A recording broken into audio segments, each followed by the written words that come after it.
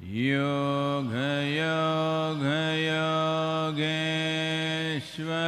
योगेश्वराय भूत भूत भूतेश्वराय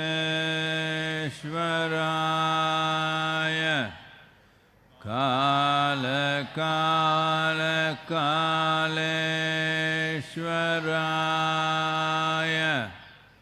शिव शिव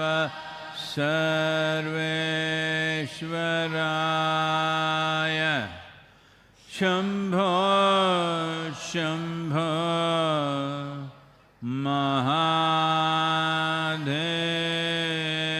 महादेवाय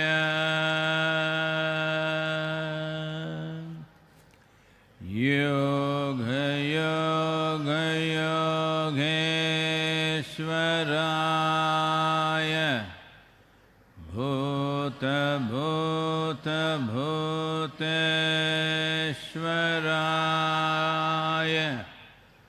काल काल कालेश्वराय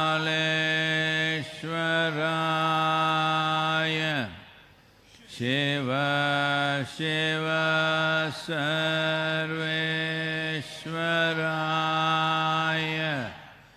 शम्भो शम्भो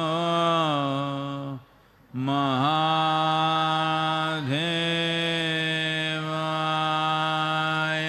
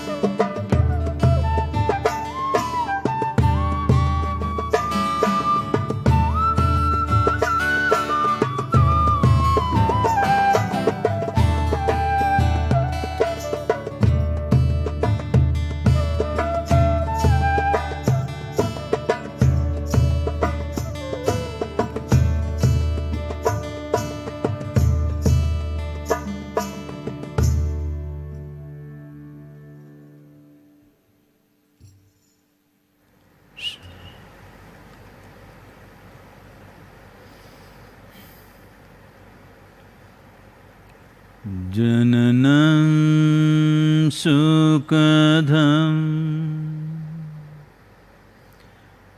मरणं करुणं मिलनं मधुरं स्मरणं करुणम्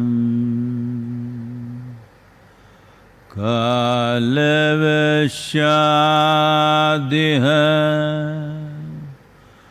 सकलं करुणं समयाद्पते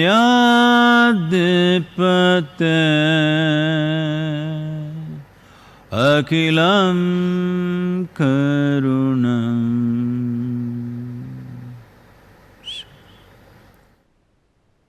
सभी को नमस्कारम।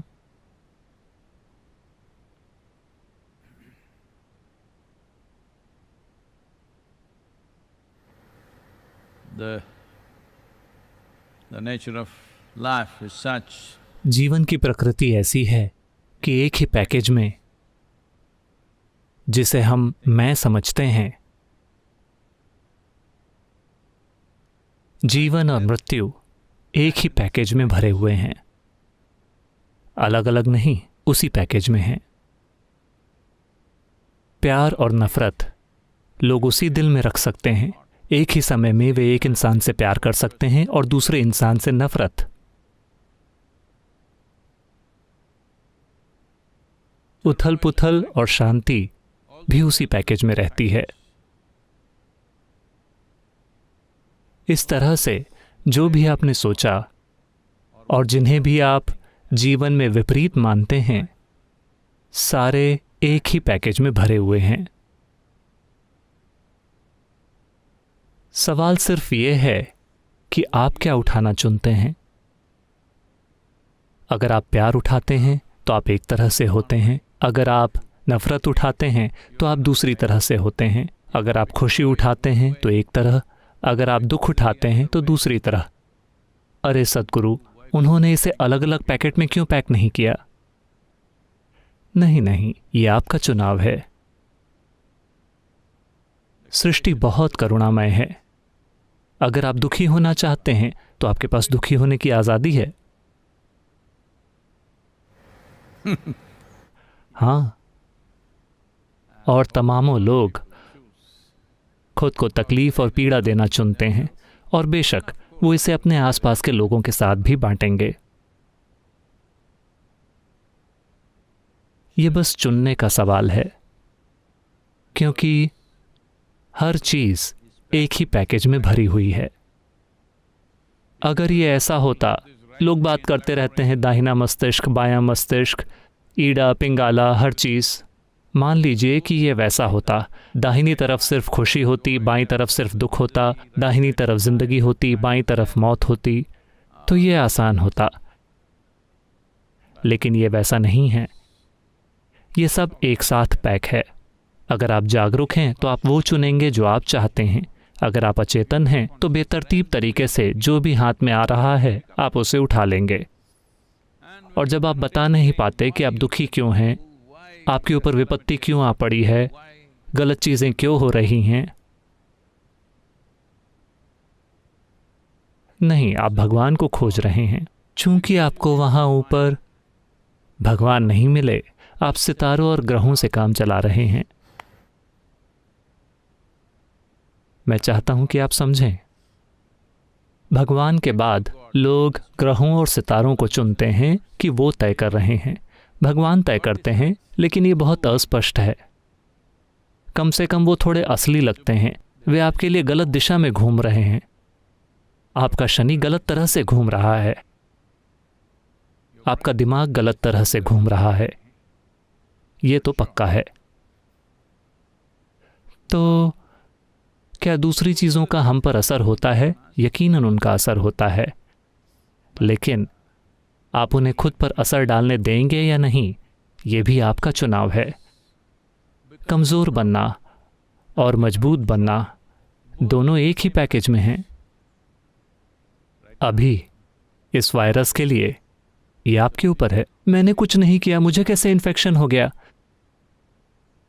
यही तो पूरी बात है, आपने कुछ नहीं किया, आपने अपने हाथ नहीं धोए, आपने खुद को सैनिटाइज नहीं किया, आपने ख्याल नहीं रखा, आपको इन्फेक्शन हो गया। तो ऐसा हुआ। ये टेनेसी में हुआ। मैं बार बार टेनेसी के बारे में इसलिए बोलता रहता हूं क्योंकि ईशा योग केंद्र या Isha institute of inner sciences Tennessee में है। यहाँ भी ये तमिलनाडु में है, TN, और वहाँ भी टेनेसी, TN। मेरे लिए चीज़ें थोड़ी आसान हो गई हैं। पोस्ट कोड, हाईवे, हर चीज़, नंबर भी थोड़े मेल खाते हैं। मेरे लिए याद रखना थोड़ा आसान है। अगर मुझे एक याद रहता है तो दूसरा बस उसका प्रतिबिंब है। तो ये टेनेसी में हुआ। एक आदमी जो शहर के एक छोटे ऑफिस के लिए चुनाव लड़ रहा था, वो घर घर जाकर प्रचार कर रहा था। तो उसने एक दरवाज़ा खटखटाया। एक महिला ने दरवाज़ा खोला और उस आदमी ने बताया कि वो शहर के लिए क्या क्या करना चाहता है और उस महिला को उसे ही चुनना चाहिए। महिला ने मुस्कुराकर कहा, आप मेरी दूसरी पसंद हैं। सच में? पहली पसंद कौन है? महिला ने कहा, कोई भी चलेगा। आपको ये चुनना होगा कि आपकी पहली पसंद क्या है। तो अभी जीवन की परिस्थितियां अभी हमें एक खास तरह से चुनौती दे रही हैं। शायद इस पीढ़ी के लिए ऐसा पहले कभी नहीं हुआ।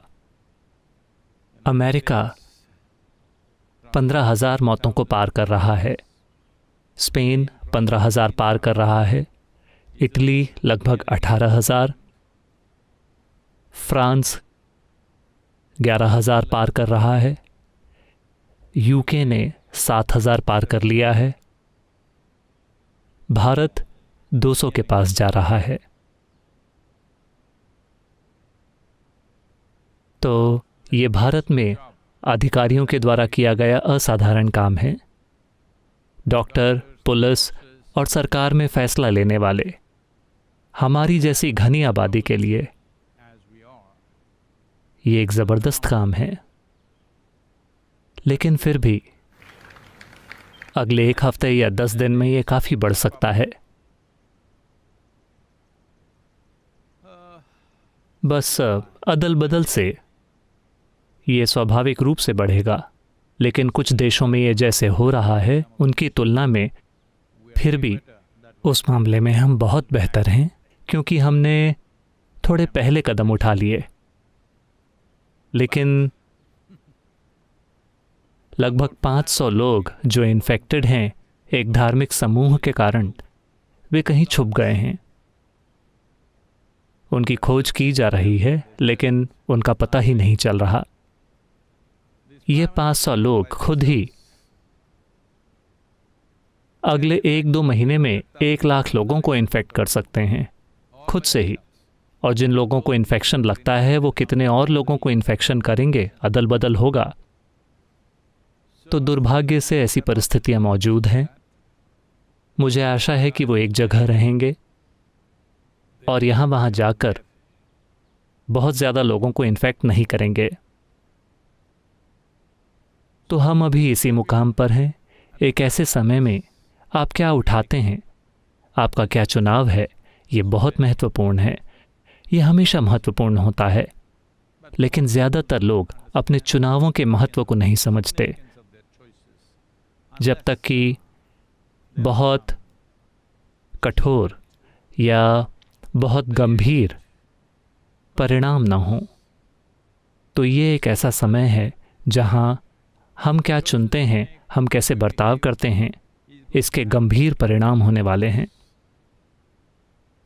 जवान लोग जो थोड़ा अकड़ कर घूम रहे हैं ये कहते हुए कि वो नहीं मरेंगे, सिर्फ बूढ़े लोग मरते हैं, लेकिन अभी उनको भी पकड़ रहा है। कुछ जवान लोग भी मरे हैं। हो सकता है कि उनमें कोई दूसरी समस्या भी रही हो, या शायद वायरस उन पर भी असर करना सीख रहा है, या शायद उन्हें मेडिकल केयर ना मिली हो, हम नहीं जानते, लेकिन ये होना शुरू हो गया है।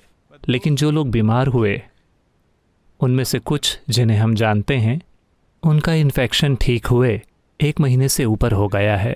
10-12 दिनों में वो इससे बाहर निकल आए, लेकिन उसके 1 महीने बाद भी अब लगभग 35-37 दिन हो गए हैं, वे अभी भी ठीक से सांस नहीं ले पा रहे हैं।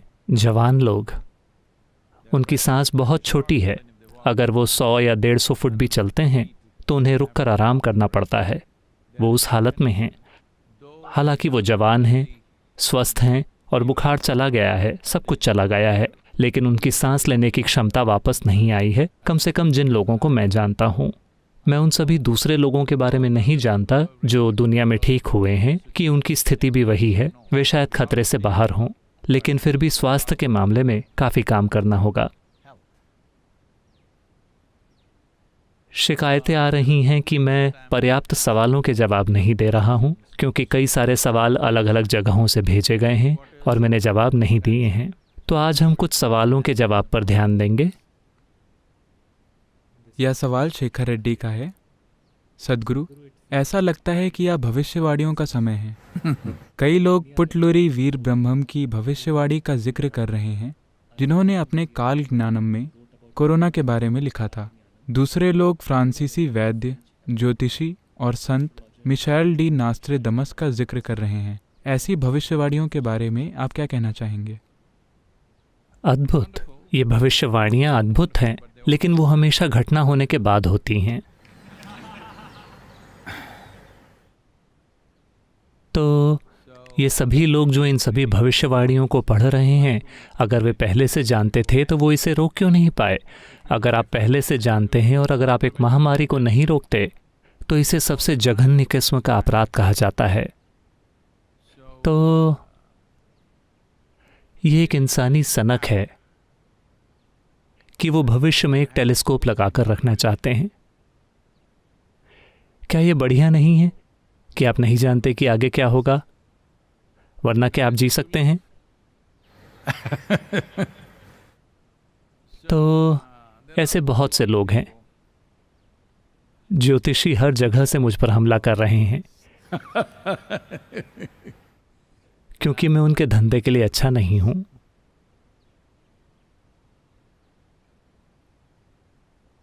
तो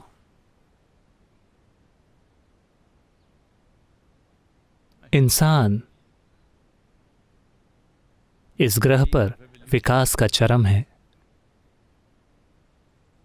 प्राणियों के सबसे निचले स्तर से जैसे जैसे आप आगे बढ़ते हैं, आप देखेंगे कि वे कम से कम उपलब्ध होते जाते हैं अपने आसपास के प्रभावों के प्रति। मान लीजिए कि यहां एक केंचुआ है। अगर यहां कुछ बदलता है तो वो मर जाएगा। ऐसा नहीं होगा कि वो तैरकर अफ्रीका चला जाएगा और वहां रहने लगेगा। यह ऐसा भी नहीं होगा कि वो यहां से 10 मील दूर चला जाए और वहां रहने लगे। वो मर जाएगा, क्योंकि उसके पास इतनी ही क्षमता है। अगर उसका इलाका या उसके रहने का स्थान खराब हो जाता है तो वो कुछ भी नहीं कर सकता।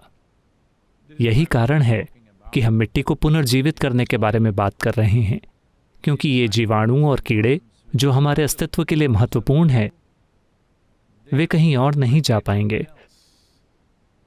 उनके पास कोरोना जैसी क्षमता नहीं है। कोरोना के पास भी क्षमता नहीं है। बात बस इतनी है कि आप उसे मुफ्त परिवहन दे रहे हैं।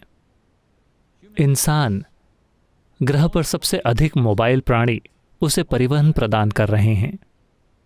हमारी यहां वहां जाने की क्षमता, अगर हम इसे थोड़ी और अधिक जागरूक नहीं बनाते हैं तो प्रकृति इसे कंट्रोल करेगी। देखिए, अभी ऐसा हो गया है, हम हिल नहीं सकते। ऐसा हुआ। ये लॉस एंजलिस की बात है। एक हॉटशॉट कॉरपोरेट सीईओ की एक सुंदर सेक्रेटरी थी। ये 20वीं सदी की शुरुआत की बात है। तब से बहुत कुछ बदल गया है। तो उसने कहा, मैं पाम स्प्रिंग्स में वीकेंड के लिए जा रहा हूं, क्या तुम मेरे साथ चलोगी? उसने कहा, मुझे पता है कि मैं आपकी टाइपराइटर हूं, लेकिन मैं पोर्टेबल नहीं हूं।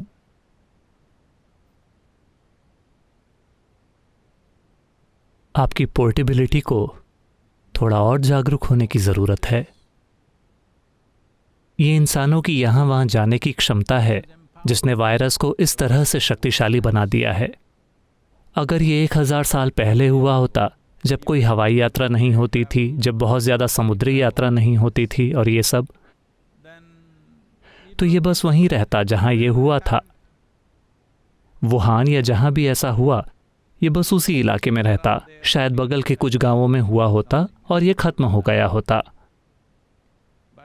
लेकिन चूंकि इंसान इतने मोबाइल हो गए हैं, आज वे चीन में हैं, कल सुबह वो इटली में हैं, अगले दिन सुबह वो अमेरिका में हैं या जहां भी, इस बेरोक-टोक गतिशीलता के कारण अचानक कोरोना ने एक विशाल रूप धारण कर लिया है। ये खुद से ऐसा नहीं कर पाता, क्योंकि इसे आपकी जरूरत है। तो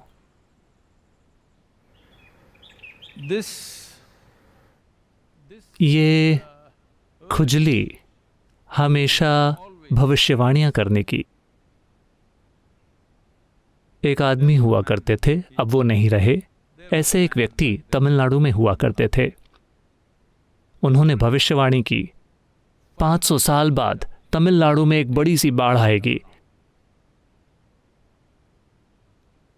मैंने कहा, बहुत बढ़िया। लोगों ने पूछा, सद्गुरु, क्या आपको लगता है कि 500 साल बाद एक बड़ी सी बाढ़ आएगी? मैंने कहा, इसीलिए तो मैं पहाड़ी की तलहटी पर बैठा हूं। अगर बाढ़ आई तो हम ऊपर चले जाएंगे। आप चेन्नई में हैं, आप चले जाएंगे। उन्होंने कहा, ऐसा है क्या? मैंने कहा, हाँ, लेकिन मैं भी कुछ भविष्यवाणियां कर सकता हूं। 700 साल बाद ये पहाड़ी एक ज्वालामुखी बन जाएगी और फूट पड़ेगी। उन्होंने कहा, क्या सच में? मैंने कहा, देखिए, 700 साल बाद मैं भी नहीं रहूंगा, आप भी नहीं होंगे। हम जो चाहे वो भविष्यवाणी कर सकते हैं। कृपया मुझे ये बताइए कि अगले 5 दिनों में क्या होने वाला है। 5 महीने भी नहीं, अगले 5 दिन मुझे बताइए कि क्या होने वाला है। ये जानकारी काम आ सकती है। मौसम विभाग की रिपोर्ट की तरह, अगर आप मुझे बताते हैं कि अगले 5 दिनों में क्या होने वाला है, तो ये कुछ काम का होगा। 500 साल के बाद कुछ भी हो सकता है। और बेशक लोगों में इन चीज़ों के बारे में ऐसी सनक है कि वे समय और भविष्यवाणी को एडजस्ट करेंगे। इस ग्रह पर कभी भी होने वाली हर चीज़ के बारे में नास्ट्राडामस पहले ही कह चुके हैं। मैं एक फ्रांसीसी नहीं हूँ, मैं फ्रेंच भाषा का जानकार नहीं हूँ, लेकिन मुझे डैमस शब्द पसंद है। अंग्रेजी भाषा में मुझे नहीं पता कि इसका फ्रेंच में क्या मतलब है। तो यह हमेशा होता रहेगा। अतीत के लोग हमेशा भविष्यवाणियां करते रहेंगे। तो अगर आप इस ग्राफ को देखते हैं कि जनसंख्याएं कैसे बढ़ रही हैं, कैसे चीज़ें हो रही हैं, पर्यावरण का किस तरह का नुकसान हो रहा है, तो आप कुछ गणना कर सकते हैं और कुछ भविष्यवाणियां कर सकते हैं कि अगर आप इसी तरह आगे बढ़ते हैं तो आप इस मुकाम पर पहुंचेंगे। हम ये कह सकते हैं। लेकिन 500 साल का अंदाज़ा लगाना एक अलग बात है, क्योंकि हम नहीं जानते कि कौन कौन सी शक्तियां चीज़ों को प्रभावित करेंगी। लोग कहते हैं, विश्व युद्ध खत्म होने के बाद वे कहते हैं, हमें पता था कि ये होने वाला है, ये कहीं पर लिखा हुआ है। परमाणु बमों के बाद परमाणु बम गिराए गए। लोग कहते हैं, हमें इस बारे में पता था, दुनिया में 2 बदसूरत धब्बे बनेंगे। और जो बम टेस्ट के लिए फोड़े गए, आप उन सभी को भूल गए। आप नहीं जानते कि कितने सैकड़ों टेस्ट किए गए हैं। शायद इन टेस्ट्स में इंसान नहीं मरे, लेकिन मुझे यकीन है कि बहुत सारे प्राणी मरे होंगे। तो ये एक बेकार की चीज़ है। इसके बजाय कि अभी आपको जो करना है उसे सक्रिय रूप से करें, आप इस बारे में बात करते रहते हैं कि हमें पहले से पता था। कोरोना वायरस के साथ अभी 2 समस्याएं हैं, जैसा कि किसी ने कहा है, वो हैं घनी आबादी और घनी आबादी। हम पहले से ही घनी आबादी वाले हैं, यहां ऊपर सघन मत बनिए। चलिए हम अपना बेहतरीन करते हैं। इसका अंदाजा मत लगाइए कि कितने लोग मारे जाएंगे, ये सिर्फ बेवकूफ़ी है। हम कितने लोगों को मरने नहीं देंगे, ये महत्वपूर्ण है।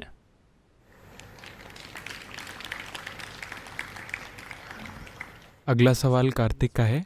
आमतौर पर यह कहा जाता है कि जब आप आध्यात्मिक साधना पर होते हैं तो आपको कार्य में शामिल नहीं होना चाहिए, लेकिन आप स्वयंसेवकों को बाहर जाने और सेवा करने, मेडिकल प्रोफेशनल्स को सामान बांटने, ग्रामीण लोगों के राशन के लिए धन जुटाने के लिए कह रहे हैं। क्या आध्यात्मिक मार्ग पर इन सभी सांसारिक गतिविधियों की ज़रूरत है? नहीं नहीं, इसकी ज़रूरत नहीं है। निश्चित रूप से इसकी ज़रूरत नहीं है। लेकिन सुबह शाम, क्या ये बहुत सांसारिक है? हेलो, ये बहुत सांसारिक है या नहीं?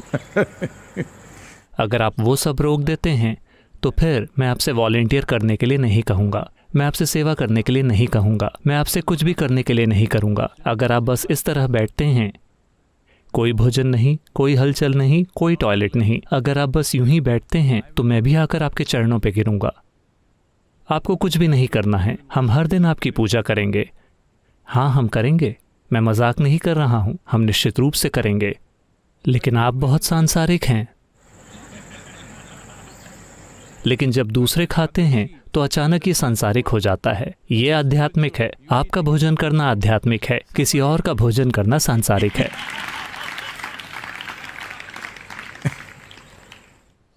तो मेरा भोजन बहुत आध्यात्मिक है, आपका भोजन सांसारिक भोजन है। नहीं नहीं नहीं, हमें तय करना होगा। अगर आप अपने खुद के दुख से बेखबर हैं तो आपको अधिकार है कि आप हर किसी के दुख से बेखबर रहें। आपके लिए कुछ भी मायने नहीं रखता। लेकिन जब ये मायने रखता है तो सब कुछ मायने रखता है।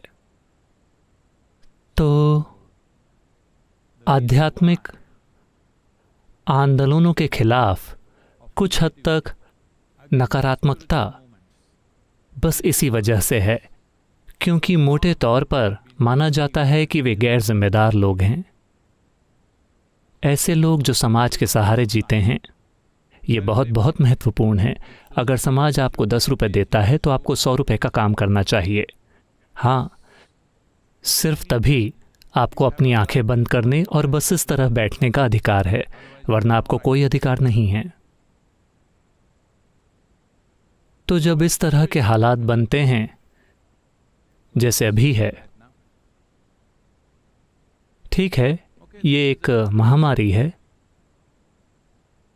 लेकिन मुझे उम्मीद है कि ये सवाल योग केंद्र के भीतर से नहीं आया है। कार्तिक, तो मान लीजिए कि हम यहाँ योग केंद्र में हैं। 200, मेरा मतलब अभी 2642 लोग हैं, एक को भी इन्फेक्शन नहीं है, लेकिन वे सभी खुश, शांत, बहुत बढ़िया हैं। लेकिन मैंने राज्य सरकार को परिसर देने की पेशकश की है। अब वे जांच कर रहे हैं कि हम उन्हें कितनी जगह दे सकते हैं। तो हम उन्हें जो जगह देंगे वहाँ वो इन्फेक्टेड लोगों को लाएंगे। आपको ये समझना होगा कि इन्फेक्शन बस उड़कर आप तक नहीं पहुँचेगा, इन्फेक्शन उनके साथ होगा। हमें उन्हें एक सुरक्षित माहौल प्रदान करना होगा और उनमें से कुछ बेवकूफ़ होंगे, हमें उन्हें लॉक करना पड़ेगा अगर ज़रूरत पड़े तो। हर तरह के लोग होते हैं, वो पागल हो जाएंगे, वो बाहर भागना चाहेंगे, या वो आपके साथ प्यार में पड़ जाएंगे, वो आपको गले लगाना चाहेंगे। हाँ, ये सारी चीज़ें हुई हैं। हमें ये सब मैनेज करना है, ये पक्का करते हुए कि यहाँ कोई इन्फेक्टेड ना हो जाए। ये बहुत ज़रूरी है, क्योंकि आपकी करुणा का उद्देश्य अधिक समस्या खड़ी करना नहीं है। अगर आप इन्फेक्टेड हो जाते हैं तो आप बस समस्या को बढ़ा रहे हैं। तो करुणा बेवकूफ़ी भरी चीज़ें करने के लिए नहीं है। करुणा जीवन की एक बहुत बुद्धिमान प्रक्रिया है। जब आप समावेशी होते हैं तो आप देखेंगे कि करने के लिए सबसे अच्छी चीज़ क्या है। करने के लिए सबसे अच्छी चीज़ वो नहीं है जिसे आज बस ऐसे ही तय किया जा सके कि यही सबसे अच्छी चीज़ है। ये विकसित होने वाली स्थिति है, जैसा कि जीवन हमेशा से है। दी गई स्थिति में सबसे समझदारी भरी चीज़ क्या है, हम उसी के अनुसार फैसला करेंगे। हम पहले ही कुछ परिसरों को साफ कर रहे हैं और उन्हें तैयार कर रहे हैं अगर ये अचानक फैलने लगे, क्योंकि कोयम्बटूर शहर में भी कुछ लोग हैं जो दिल्ली में इन्फेक्टेड हुए और यहाँ आए। मुझे लगता है कि उनमें से कुछ नहीं मिल रहे हैं। हमें नहीं पता कि वो कहाँ हैं, वो कितने लोगों को इन्फेक्ट करेंगे।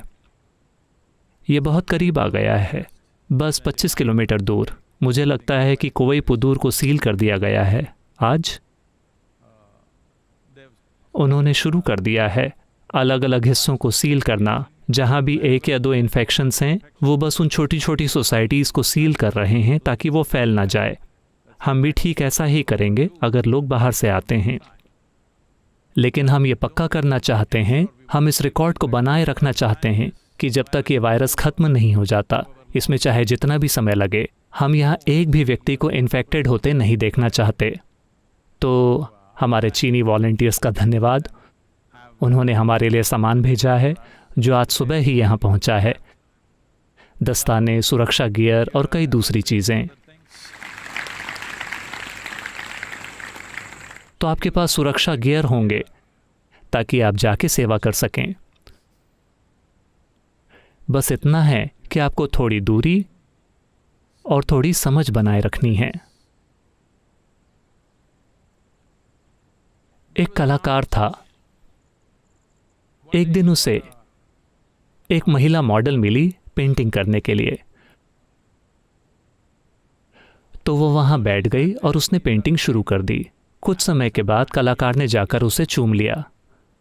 उसने कहा, क्या? मुझे यकीन है कि आप अपने पास आने वाली हर मॉडल के साथ ऐसा करते होंगे। उसने कहा, नहीं, तुम पहली हो। फिर उसने पूछा, आपने कितने मॉडलों की पेंटिंग बनाई है? उसने कहा, 4। पहला एक गुलाब था, दूसरा एक प्याज, तीसरा एक केला था। तुम पहली लड़की हो। तो आप क्या छूते हैं, आप क्या नहीं छूते, आप किस तरह की दूरी बनाए रखते हैं, आपको बस इस बात का ध्यान रखना है, क्योंकि ये गंभीर मामला है। ये जीवन और मौत का मामला है। आपका दुश्मन अदृश्य है। आपको नहीं पता कि वो कहाँ है। आपको नहीं पता कि कौन इसे लेकर आ रहा है। कोई गारंटी नहीं है। अगर कोई जवान और मजबूत है तो शायद वो इन्फेक्टेड हों एक भी संकेत दिखाए बिना। तो आपको हर किसी से प्याज की तरह बर्ताव करना है।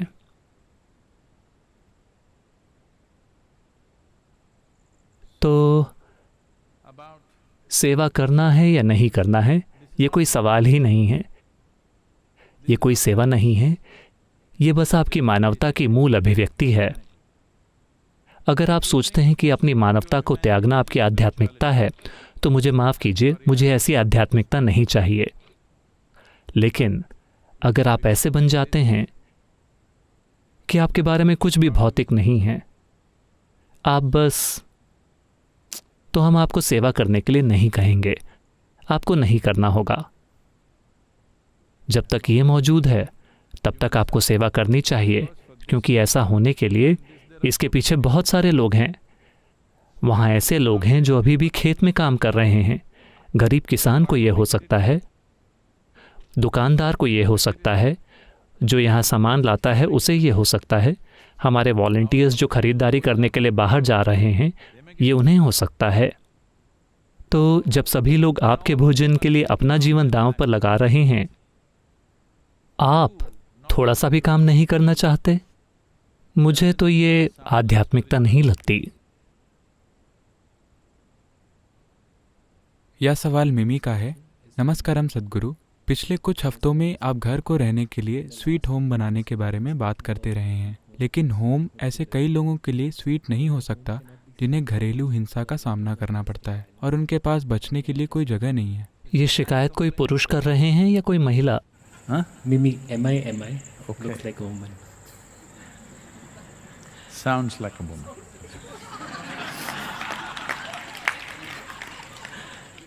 लेबनान में घरेलू हिंसा के शिकार लोगों की संख्या में मार्च 2019 से अभी तक 100% की वृद्धि हुई है और लॉकडाउन शुरू होने के बाद से ऐसा पूरी दुनिया में हो रहा है। हम इन मुश्किल दिनों में उनकी मदद कैसे कर सकते हैं और वो इस दौरान खुद को बचा कर रखने के लिए क्या कर सकते हैं? घरेलू हिंसा, मुझे लगा कि ये किसी पुरुष का सवाल होगा क्योंकि इन दिनों महिलाएं पुरुषों से ज़्यादा फिट हैं। तो मुझे लगा कि कोई पुरुष शिकायत कर रहा है, लेकिन अफसोस कि ये महिला ही है। तो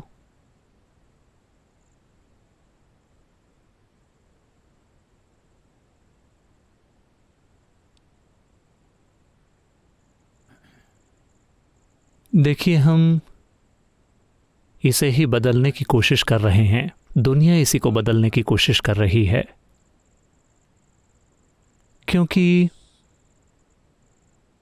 क्योंकि एक महिला या एक स्त्रीलिंग के इंसान की कुछ जैविक जिम्मेदारियां होती हैं। हम सभी को जन्म देने के संदर्भ में उस वजह से कुछ सामाजिक प्रतिबंध थे जो समय के साथ साथ विकसित हुए। इन प्रतिबंधों का कई समाजों में बहुत ही कठोरता के साथ शोषण किया गया है, लगभग हर जगह, लेकिन हर किसी के द्वारा नहीं, लेकिन हर जगह ऐसा हुआ है। कुछ जगहों पर इसे धर्म की मान्यता है, कुछ जगहों पर इस पर खुली छूट है। एक महिला पर हावी होना या उसका शोषण करना, व्यक्तिगत लोग हमेशा ऐसा करेंगे। मैं चाहता हूं कि आप समझें कि ये सिर्फ महिलाओं के बारे में नहीं है।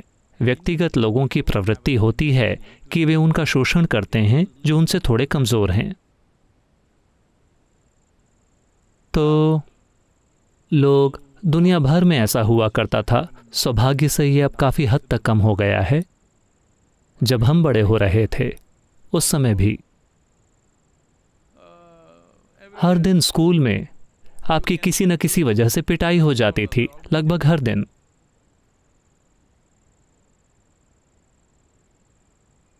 आप एक बच्चे को क्यों मार रहे हैं? सिर्फ इसलिए क्योंकि वो आपसे छोटे हैं।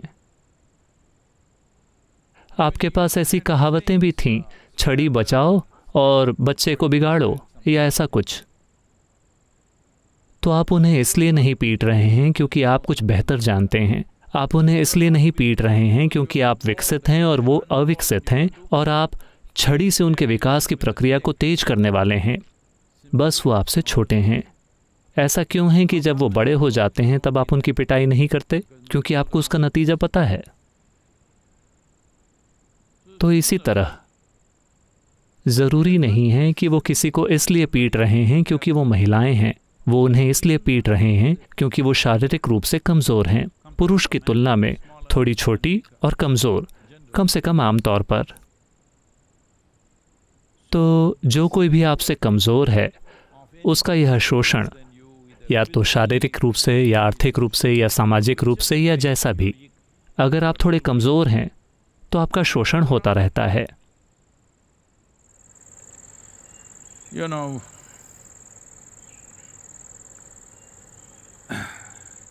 एक बार मैं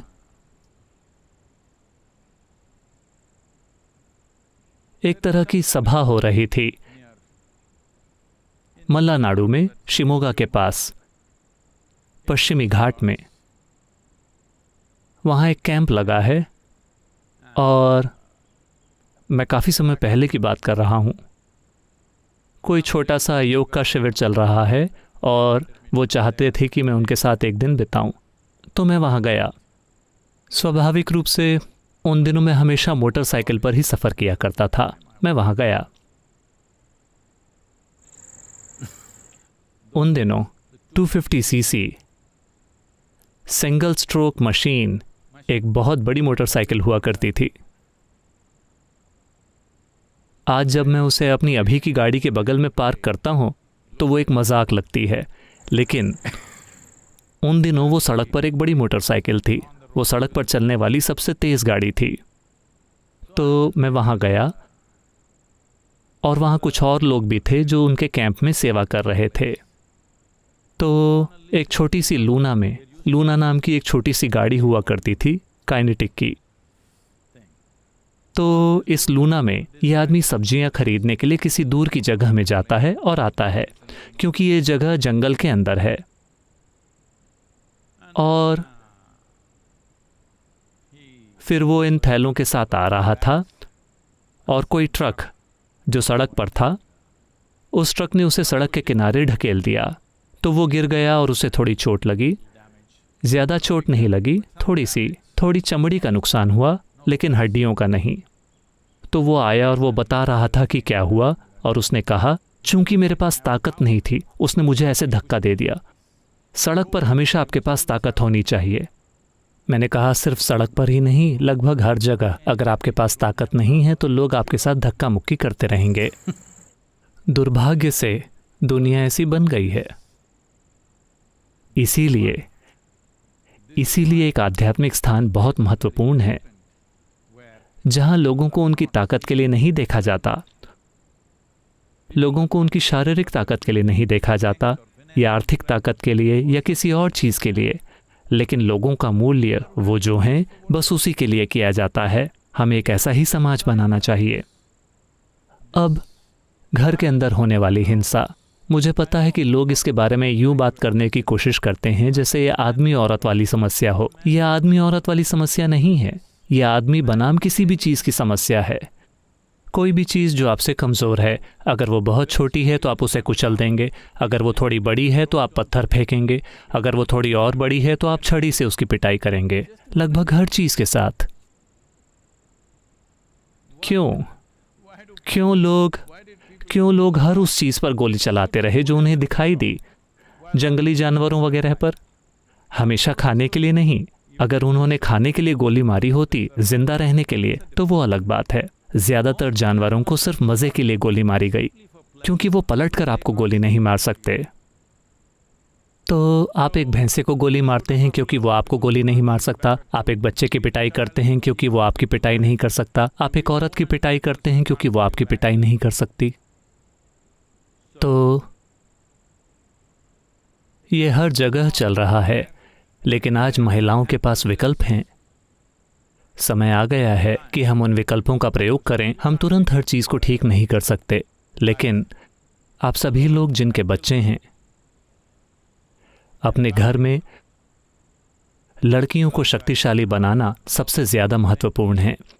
शक्तिशाली बनाने का ये मतलब नहीं है कि कल से वो शोषण करने वाली बन जाए। शक्तिशाली होना यानी आपके अंदर किसी का भी शोषण करने की कोई ज़रूरत नहीं है। ये है शक्तिशाली बनना।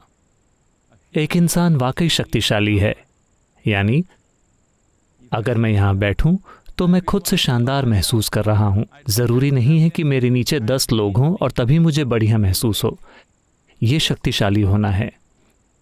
अगर ये शक्ति उन्हें मिलनी है तो आपको आध्यात्मिक प्रक्रिया की ओर देखना ही होगा। पूरी दुनिया को आध्यात्मिक प्रक्रिया का मतलब ऊपर देखना या नीचे देखना नहीं है। इसका उद्देश्य है भीतर की ओर मुड़ना और हम जो हैं उसकी मूल प्रकृति के संपर्क में आना। अगर हम उसके संपर्क में नहीं आते तो हम भी हर दूसरे जानवर की तरह होंगे।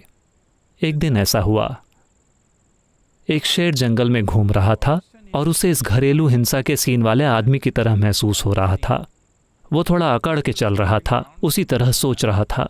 उसे एक लोमड़ी दिखी, उसने उसे पकड़ लिया और कहा, हे, जंगल का राजा कौन है?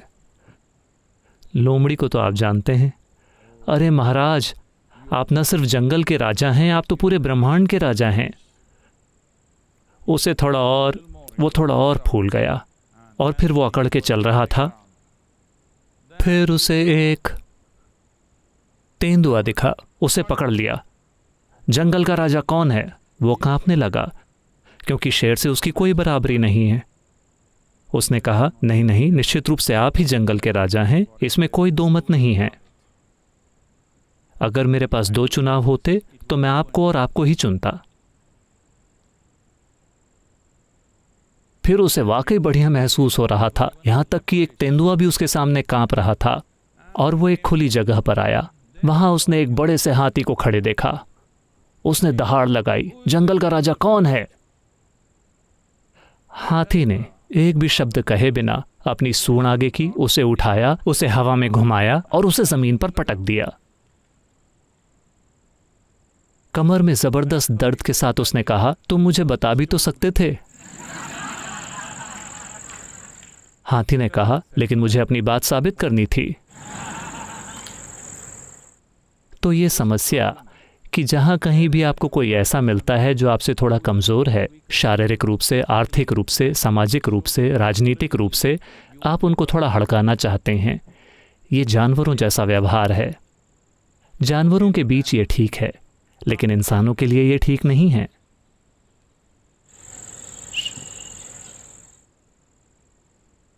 योग योग योगेश्वराय भूत भूत भूतेश्वराय काल काल कालेश्वराय शिव शिव सर्वेश्वराय शंभो शंभो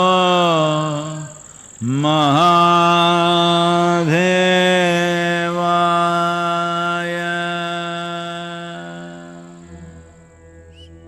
योग योग योगेश्वराय भूत भूत भूतेश्वराय काल काल कालेश्वराय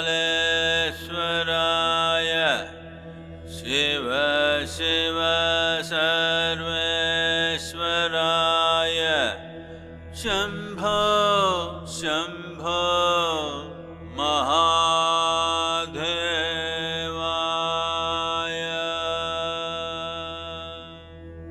योग योग योगेश्वराय भूत भूत भूतेश्वराय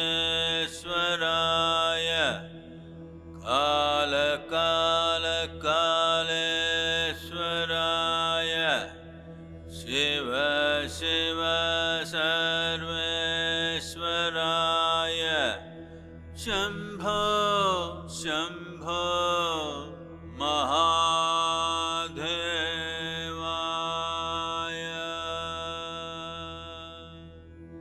योग योग योगेश्वराय भूत भूत भूतेश्वराय